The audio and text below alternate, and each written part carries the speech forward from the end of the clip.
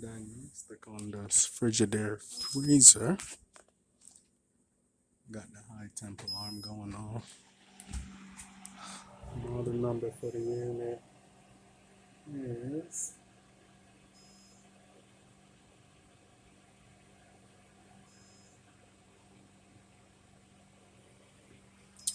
alright, and I just took the freezer evaporator cover off, and you see the caliper to come in here with the suction line, and you could see where it's coming up in the evaporator, and the frost comes and stop about this point.